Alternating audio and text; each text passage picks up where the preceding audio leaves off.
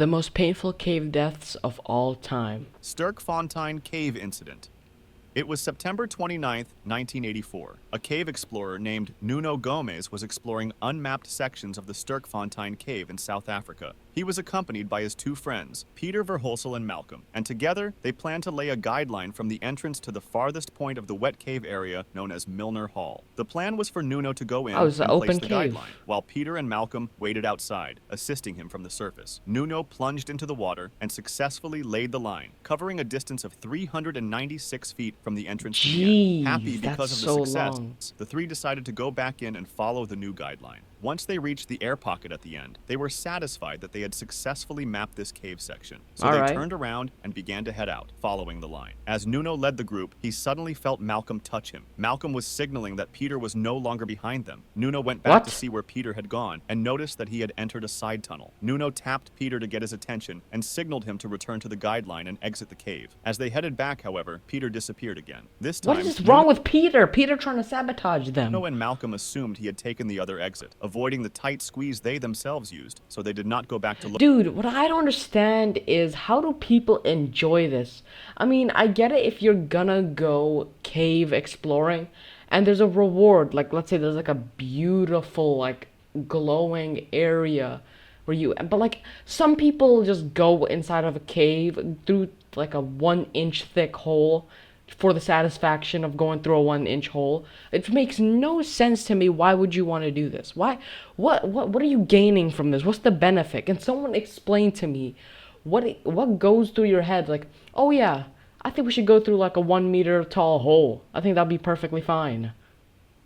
Like, there's nothing. There's gonna be nothing on When the other Nuno side. and Malcolm surfaced and realized Peter was not there and still hadn't come out after a while, they Oh my submerged God. once more to look for him. They Peter. searched along the guideline and even in the side tunnels, but there was no sign of him. After 4 long hours, they ran out of air tanks, and the stirred-up silt reduced visibility to almost nothing. Oh, so they couldn't Finally, see late that anything. Did they go afternoon, out? they exited the cave and called for help. The fire brigade arrived, but lacking cave diving expertise, had to wait for the police divers to continue the search in the evening. The Oh silt my was so God, stirred up bro. that visibility was heavily impaired. The police The visibility. Oh my God, the visibility is so low. How are you even gonna see him? Police called off the search for the night, convinced they would now be searching for a body rather than a survivor. What no one realized was that He's Peter just was sitting in an air pocket, not dead at bro. all. He had been sidetracked by a secondary tunnel, and the Oh my cave's God. complex 3D structure, combined with the lack of a guideline, the stirred-up silt, and the darkness, made it nearly impossible for him to orient himself. After trying many possible paths, Peter found a small room and decided to wait there for rescuers. He shone his light into the water in hopes of signaling his friends, but when no one came for a long time, he switched it off to conserve the little battery life remaining. He Oh tried my, making I noise by feel so banging his bad. tank on the rocks, but to no avail. Eventually, he became exhausted, fell asleep, and lost track of time. After that first night of searching, the police closed off the cave so no one else could enter. Unfortunately, the silt took a long time to settle, so visibility remained poor. Convinced Peter had not survived, the police decided to wait a full week. A full week. Full week. Search. On October 6th, Oh 7 my days after Peter's God, disappearance, they bro. returned but found no sign of him. Another week passed before they tried again, but he was nowhere to be seen. Meanwhile, Peter was still alive. He had spent 14 What? days I mean, he was probably just drinking the water from the cave. in complete darkness, starving and having lost much of his weight. Hoping for a way out, he decided to follow a passage leading from the small room where he had sheltered. After traveling 120 feet away from the water, he discovered it was only a dead end, so he returned to his spot Oh near my the water to God. wait once I more feel for so bad rescuers. for this The police guy. continued weekend searches for 6 weeks, but they never found him and finally called off the search with no result. At that point, they reopened the dry sections of the cave, but kept the water section closed. Volunteers then began looking for a connection between the dry and wet cave systems, and Nuno joined them. His contributions were crucial. He was the one who discovered the connection where they could enter the wet section of the cave. It was there that they found a set of footprints that's where he leading to a was. dead end, and soon after, Peter's body. Beside his body was a message my that read, God. "I love you, Cheryl and Ma." It was later discovered Oh, that one that's so diver had come really sad, bro. I can't. I mean, I'm not the best swimmer. If I was in this situation, I would have been dead like the first 10 days. close to finding him, as he entered an opening that was just 100 feet away from Peter's location. The autopsy revealed that he died of starvation after 3 weeks in the cave. Although we may criticize Peter's decision to explore on his own, we should also respect the fact that he fought to survive until the very end. That's so Crooked true. Swamp Incident. It was Crooked March Swamp. 27th, 1982, and Donald Weltner, along with his two sons Christopher and Roger, were about to lead a group of 12 Boy Scouts on a day of cave Oh, this exploration. is not This gonna wasn't go Donald. good. Bro, whenever it comes to like kids or someone that's young not knowing what to do in a cave, it never ends well, man. Donald's first time caving, and even though the passages in the Crooked Swamp cave system were Like, notorious, look at this. This is actually accurate, bro.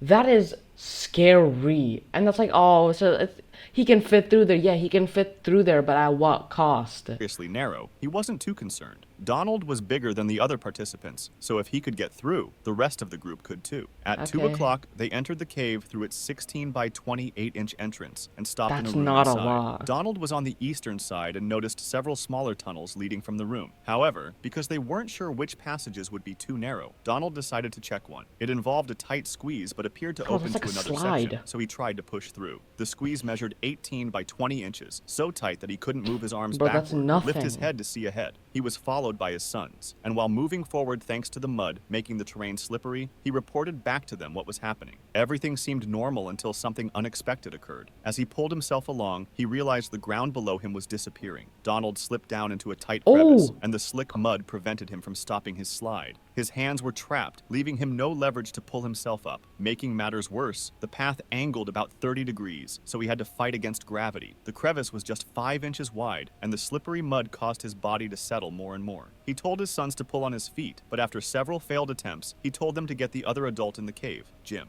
After a while, Jim also realized they wouldn't be able to free Donald on their own. Donald explained that some rocks had loosened when he slid and were now wedging this against his is. body. Oh Each my time they goodness. tried to pull him backward, Dude, bro, the go loose rocks call. would Someone slide tell someone to forward and leave and block go the call the passage. police. Jim exited the cave to call for Yes. help. Cave rescue specialists and the police arrived, and because only one person could squeeze into that narrow space at a time, they tried using ropes to free Donald. This didn't work either, so they brought in tools to try breaking some of the rocks. Okay. However, given how tight the space was, hours of work led to only small breakthroughs, and Donald's situation grew worse. He was thirsty, hungry, and in a very cold environment, so hypothermia was a major concern. The cavers considered entering from the other side to give Donald food How, and bro? That's how are you gonna enter from that side? water, but they found that the passage leading to where he laid was extremely narrow. Exactly. Only two very small cavers, sisters Lynn and Nancy Taylor, were able to fit, but even then, they couldn't reach Donald's head. This meant there was no way of delivering supplies, so rescuers had to act quickly. They decided to dig from above ground, down to where Donald was stuck. The process lasted all day Sunday, getting them close to the required Okay. depth. Unfortunately, though, they were about 12 feet away from Donald's position, so they needed to dig laterally. Meanwhile, Donald began giving only grunting responses, which indicated he was likely suffering from Oh my hypothermia. On Monday goodness. morning, as 2 days passed from when he got stuck, the digging continued, but the team encountered another problem: extremely hard bedrock layers that were Are you impossible to dig kidding through. me? At this point, they weren't That sure is. if Donald was still alive, What are the so they sent a chances? nurse into the cave with a handheld Doppler machine to see if he still had a pulse. She couldn't detect one, but this wasn't definitive proof of death, since she only had access to his very cold legs. Sometimes, the body's core organs can continue functioning after the extremities have stopped registering a pulse. Seeing how quickly Donald's condition was deteriorating, rescuers started using their most extreme tools, including dynamite, which was extremely risky but appeared Dynamite. to be the only option left. On Tuesday morning, they finally managed to reach Let's his go. location, and a doctor was sent in immediately, but as many feared, Donald had died. It took an entire day to retrieve his body, and an autopsy later confirmed he had succumbed to hypothermia sometime between Sunday night and Monday No. morning. Following his death, the cave system was restricted to limited access.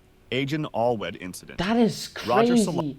Dude, like last day. Like, bro, why didn't they just do dynamite the first Solari place? and Martin Farr, aged 26 and 23 respectively, wanted to map out the Agent Allwed cave system in South Wales. This looks just looks scary. That doesn't even look like water. That looks like black tar. At the time, John Parker, another explorer, had abandoned the mission after discovering a third sump in one of its longest passages. Martin and Roger, however, wanted to keep going to see what lay beyond. The first trip was done by Martin alone, because Roger had hurt his knee, making it extremely dangerous for Okay. Martin to continue solo. Reaching the third sump was a feat in itself, since the route was not only tortuous, but also extremely long, lasting for hours, as the first sump was about a mile into the cave. The first two sumps measured only 249 feet and 82 feet, so Martin Okay. passed through them relatively easily. However, the third See, sump this was would like this is bad, okay?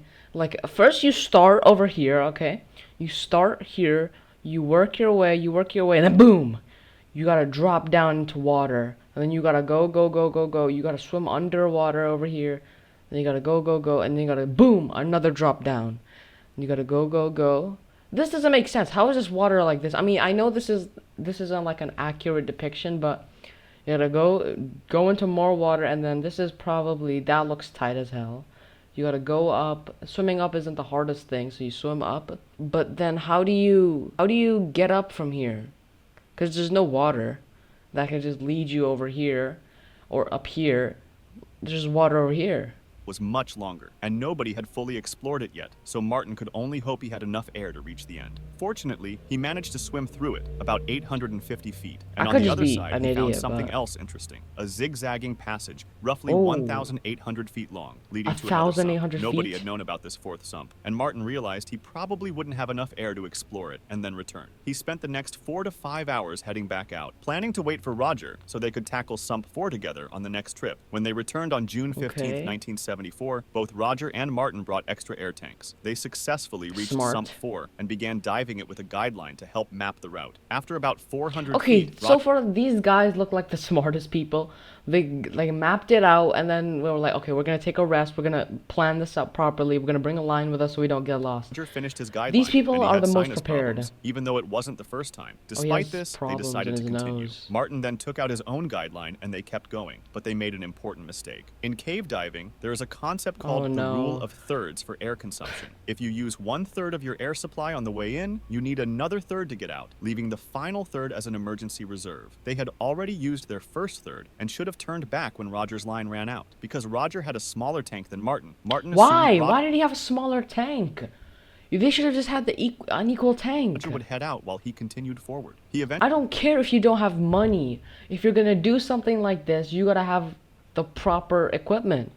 came to a gravel wall Bro, and now you're gonna leave him alone with no idea if you made it to the other side or not? which This could have is- indicated the sump was ending, and possibly an air pocket. By this point, he Okay. was well past the halfway mark of his tank, so it was becoming extremely risky. He pushed on until he reached solid rock, confirming there was no air pocket. Spotting a passage to the right, he explored another 29 feet, but it ended in a dead end. When he backtracked, he was shocked to see Roger still there. Whoa. Martin quickly signaled that they had to return. Roger, likely realizing he didn't have enough air to make it back, attempted to locate the same air pocket Martin Oh my had been god, he's gonna searching for. freak Martin out. He's gonna freak out. continued about 130 feet until his main tank ran out, forcing him to switch to a reserve tank. That would give him only about 300 feet in Sump 4 and another 850 feet in Sump 3, barely enough. However, he had previously placed a partially filled tank between Sump 3 and Sump 2, and he aimed Smart. to reach that. Finally emerging from Sump 4, Martin sat on the bank, waiting for Roger, who, remember, had a smaller tank. If he Who didn't had a appear smaller soon, tank? it would be a huge problem. After 20 minutes with no sign of Roger, Martin realized that if Roger had surfaced from Sump 4 at that moment, he likely wouldn't have enough air left to get through Sump 3. After an hour, Martin was certain Roger's air had run out. Martin entered the water again and tried pulling the guideline to make it tense, but it didn't. It was no longer connected. It had been cut at about the 400 Why? Why was it cut? 30-foot mark. This was probably where Roger needed to change tanks. Because switching them wasn't a simple task at the time, he might have put his arm through the line to avoid losing it, twisted his body to reach the valve, and become tangled, forcing him to cut the line to move freely. This, combined with the silt kicked up by movement, likely reduced his visibility, and he may have swum the wrong way. At that point, there was no doubt Roger had exhausted his air. Martin stayed calm and managed to navigate the next 3 sumps safely. He alerted the authorities immediately, and the search for Roger's body Dude, it was began. going so Martin well, he just- himself joined the search, along with many others. However, Roger's remains were not found no. until 1986, 12 years later. 1986, 12 years.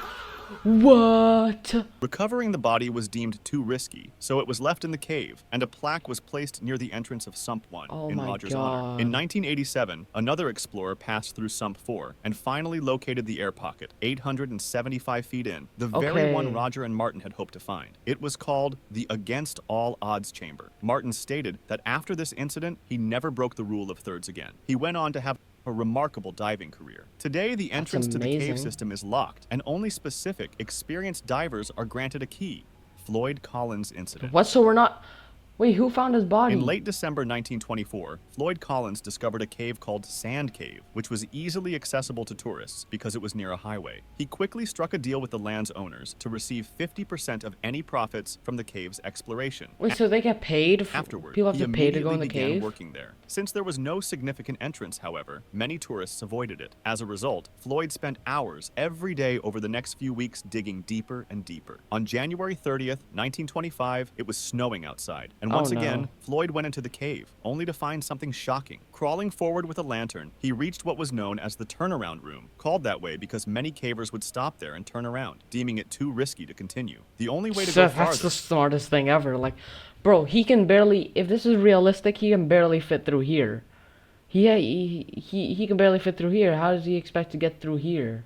Was through a tiny narrow hole called the squeeze, Oh which my measured only God. 9 inches in height. Floyd, however, managed to push through. Beyond the squeeze, he saw a narrow pit dropping about 10 feet. He went down 10 feet feet. first and reached the bottom, where he found yet another pit. Squatting down, he removed the remaining rocks and debris and finally saw an opening into the main cave. He tied a rope in place and descended an 80-foot drop. Reaching the cavern floor, Oh he my was God. amazed by the sight, but noticed his light was starting to dim. Wanting to avoid being left in the dark, he climbed back up the 80-foot drop and began returning, moving backwards and pushing his lantern with his shoulder. Unfortunately, his lantern slipped into a tiny hole and shattered, leaving him in total Oh. darkness. Because the cavern was extremely unstable, Floyd knew he had to move carefully to avoid dislodging loose rocks. Unable to see, however, he kicked one loose, Oh, and it fell onto no. his left leg, trapping him. He tried freeing himself with his right leg, but the more he moved, the more rocks tumbled down, further wedging him in place. It was 10 a.m., and he began shouting for help, hoping someone would hear him. He remained there all day, and by 9 a.m. the next morning, nearly 24 hours after he had become trapped, 2 of the cave's owners arrived with their 17-year-old son, Jewel Estes, to check on him. Oh, They saw no. Floyd's coat hanging outside the cave and called his name, but no one answered, so they ventured deeper. Before long, the 2 owners turned back because the passages were too tight, but Jewel continued and eventually found Floyd, who asked him to call his brothers for help. Soon, Marshall Collins, Floyd's brother, and Lee Collins, Floyd's father, reached the entrance, finding a growing crowd watching the rescue attempt. Marshall Oh, and you're another gonna watch? You ain't gonna man help? went inside to widen the passage, digging carefully so as not to send loose rocks tumbling onto Floyd. At 4 p.m., Floyd's other brother Homer arrived. Floyd had previously asked Homer to come along that day, so Homer felt guilty for refusing and did his best to Oh help. He my did reach God. Floyd, but a new problem emerged. The crowds outside had started multiple bonfires. The melting ice funneled water into the cave.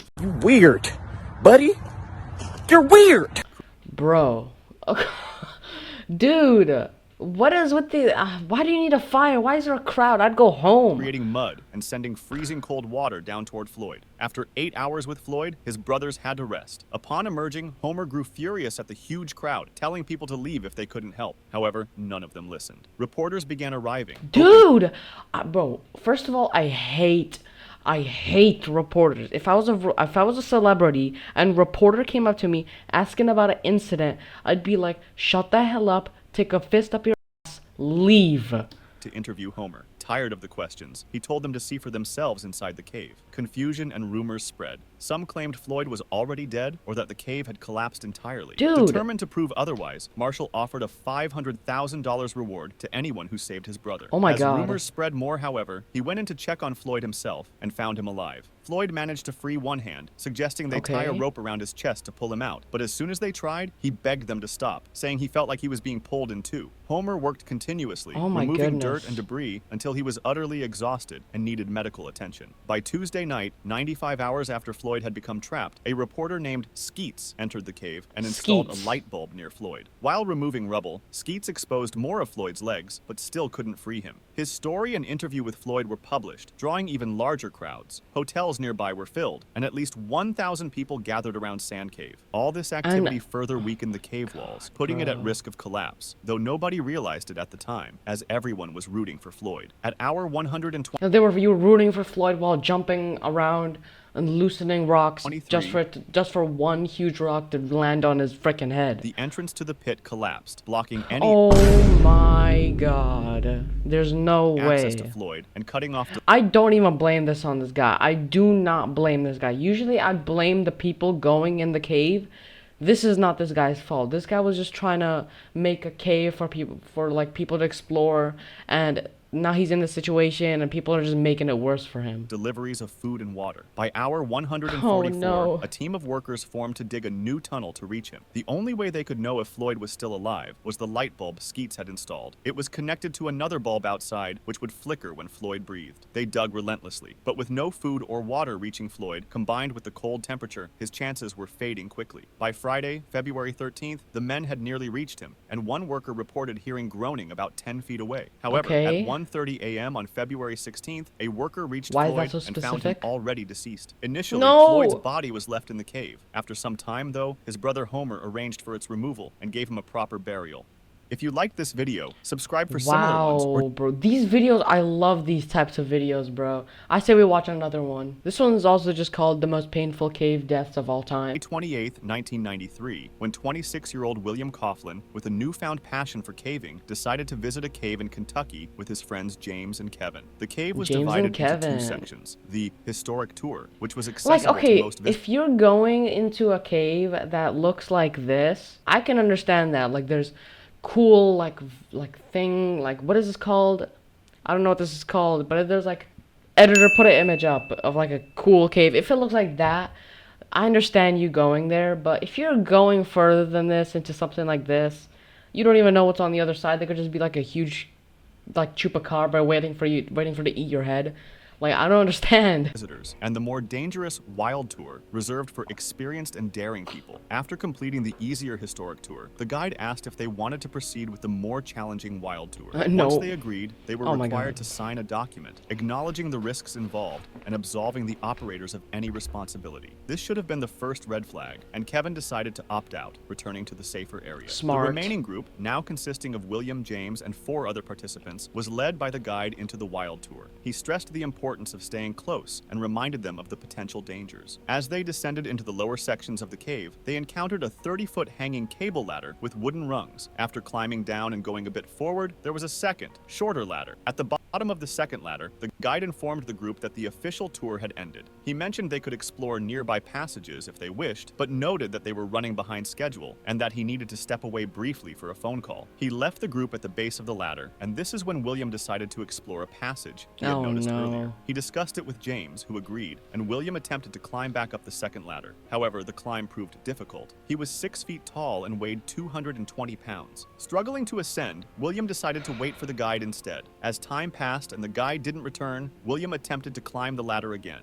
Tragically, halfway up, he lost his grip and fell violently, striking his head on a protruding rock before landing Oh. hard on the ground. Blood began pooling from his head, and James rushed to help him. Although William remained conscious, he was delirious and visibly stunned. When the guide finally returned, he instructed the group to climb back out the way they came. However, William's condition made this impossible. James, frustrated, demanded the guide call a cave rescue team, but the guide dismissed the idea. Why? Insisting that the group work together to get William out. James began to suspect the guide was avoiding involving authorities, perhaps to prevent panic among other visitors. The group decided their best option was to bypass the second ladder entirely and take an alternative route through a narrow, previously mapped corridor, not part of the official tour. With teamwork, they managed to navigate the initial section, carrying William with them. However, the real challenge came when they reached Oh a my rough, God. sharp V-shaped passage, which made gripping difficult. When it was William's turn, he went in head first, but his size made it an extremely tight fit. Halfway through, he became stuck and realized he couldn't move forward or backward. Trapped in a horizontal position with his arms pinned beneath him, he began to panic. The tightness of the passage compressed his chest, making it difficult for him to breathe. The group's attempts to pull him out were futile. As panic set in, the guide instructed James to exit the cave and inform the owner of the situation. James rushed to the surface, but the owner appeared reluctant to involve What authorities. the hell is The guide, wrong with these finally people? recognizing the severity of the situation, went out to get a medkit and to call for emergency services. It took 3 hours for rescue and medical personnel to arrive. Meanwhile, James stayed by William's side, trying to keep him calm, but William's responses grew slower and more slurred until he eventually stopped responding altogether. Oh my When goodness. rescuers reached William, they faced immense challenges. The downward angle of the passage made it difficult to revive him. They brought in heaters to protect him from hypothermia and began evacuating the rest of the group, leaving only James behind to witness what was happening to his friend. A pulley system was installed to try to free William, but every tug caused him immense pain, so much so that he once again started groaning in agony. The rescue team worked tirelessly throughout Saturday, but after 17 hours of efforts, William was tragically pronounced dead. It took an additional 7 my hours to goodness. extract his body from the cave. I wanted to take this segment Oh, to okay. announce There's today's the sponsor. It hermit was cave. April 5th, 1999, when 21-year-old Robert Kennedy from Oklahoma set out on what was supposed to be a normal overnight camping trip near Hermit Cave. He was accompanied by two others, his stepbrother Richard and their mutual friend Ben. During the night, they gathered around a campfire and discussed the nearby cave, sharing legends and stories about its mysterious Ooh, reputation. The next scary. morning, as they were packing up to head home, their curiosity about the cave got the better of them. The cave was largely unmapped, adding an air of intrigue, so Robert proposed a quick exploration. Ben, however, had to leave early for work, so he headed back home, leaving Robert and Richard to decide for themselves. Robert and Richard entered the cave through its relatively large main entrance without much difficulty. Inside, Robert spotted one of the rumored side passages they had been talking about and decided to explore it. The narrow passage was too tight for more than one person, so Richard decided to wait outside the cave. Robert promised not to go too deep and assured Richard he'd be back soon. As Robert crawled forward, he encountered a section of the cave that was about 150 feet long and full of tight curves, making progress challenging. The real trouble began when he reached a particular point, called the Keyhole Formation. This section was especially dangerous because it was impossible to exit legs first once passed. Unaware of this, Robert continued forward, but when the passage narrowed even further, he decided it was time to turn back. All right, there we Returning to the go. Keyhole Formation, Robert realized something terrible. He couldn't pass through it feet first. His only option was to move forward through the even tighter crevice, hoping the What? cave would widen enough beyond it for him to turn around. What he didn't know was that the crevice sloped downward at a 30-degree angle. Exhausted, Robert squeezed through the space, exhaling all the air from his lungs just to fit. After several pushes, he reached a horrifying realization. He was stuck. Gravity was working against him, and every attempt to move only worsened his situation. Desperate, Dude, I Robert couldn't. I began can't. yelling. I'm having trouble watching this, bro. Like, I'm like, whoa, what did this happen to me? Like, I would never do anything like this, bro. I wouldn't even think it would come into my head if I saw a cave. I'd be like, huh, I wonder what's down there. For help, No. but Richard, waiting outside the cave, couldn't hear him. Worried after some time, Richard ventured into the cave by himself, though he had no flashlight because Robert had taken the only one. Crawling in complete darkness, Richard called out for Robert, who immediately yelled back, letting him know he was trapped and struggling to breathe. Realizing he couldn't reach his stepbrother in the pitch black, Richard left the cave to call for help, and about an hour later, a team of 10 rescuers arrived and began assessing the situation. The primary problem was Robert's location. He was trapped in an extremely deep area, approximately 150 feet from the cave's main entrance. This meant that drilling a shaft from above wasn't an option, so the only way to reach him was through the inside of the cave. The rescuers themselves began experiencing breathing difficulties due to the tight space, so they installed a Oh. ventilation system to pump warm air into the passages. Only one rescuer could work at a time due to the cave's tightness, and armed with manual tools, they began trying to widen the keyhole formation. However, the lack of space severely limited their maneuverability, and time was running out. Robert's breathing became more difficult, and he eventually stopped cooperating, making faint gurgling sounds, a sign of potential suffocation. After hours of effort, the rescuers managed to excavate through the keyhole formation and reach Robert's feet. Though unconscious, they felt a faint pulse, which gave them enough hope to try to get him out as quickly as possible. They immediately tried to pull him free, but Come on, bro. unfortunately, the attempt failed. Oh, A pulley no. system was considered, but the cave's limestone and gypsum walls were too fragile to support the tension. With no other options, they continued digging around his body, which took an additional hour. When they finally freed Robert, they rushed him outside, where paramedics were waiting. Tragically, it was too late. After 5 hours of relentless rescue operations, Robert Kennedy was pronounced dead. Black Cave Tragedy.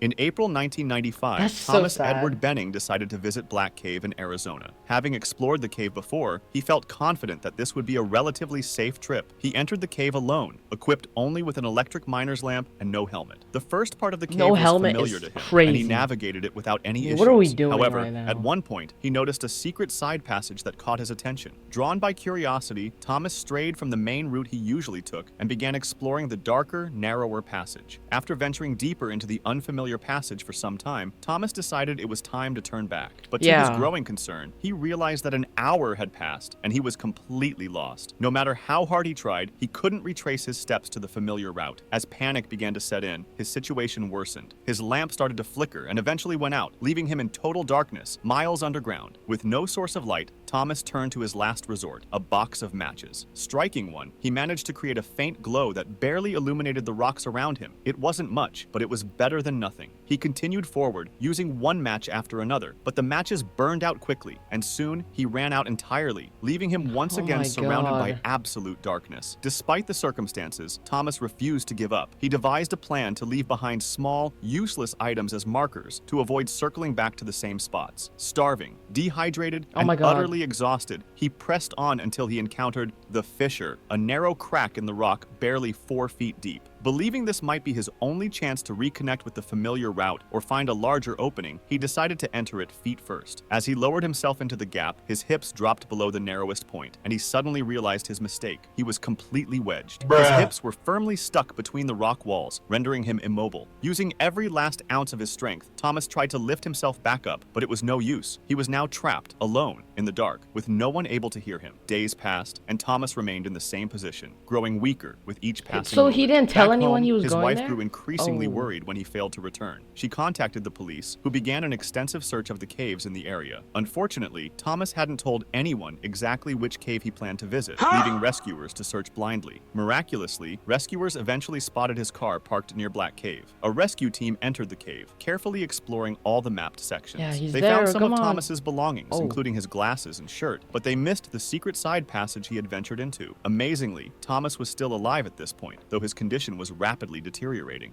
Days passed, and with no further progress, authorities unfortunately called off the search. Thomas was officially declared missing. Refusing to give up, his wife continued pleading with authorities to resume the search. She distributed flyers around the city and reached out to anyone who might have information, but unfortunately, she wouldn't have known about her husband for a long time. It wasn't until December 1996, over a year and a half later, that Oh 3 my other goodness. cavers exploring Black Cave stumbled upon Thomas's remains in the dark, narrow passage where he had Oh my God, it become looks like a trapped. zombie. Zacaton Sinkhole Incident. On April 6, I've heard about this one, the Zacaton, the sinkhole. 1994, diving legend Shek Exley, Yes. the first person in the world to log over 100 cave dives, set out to break a I know new this depth guy. record. His goal was to dive through the Zacaton Sinkhole in Mexico, one of the deepest water-filled sinkholes in the world, plunging over 1,000 feet. Shek's passion for deep diving began at a young age when he and his brother would compete to see how deep they could go. Tragically, during one such competition, his brother lost consciousness at around 50 feet and drowned. Despite this, Oh my Shek pursued goodness. his love for diving, becoming an That's- expert. For context, the If that was average me diver and my brother got my brother drowned, I'd be like, I ain't never doing this ever again. Yeah.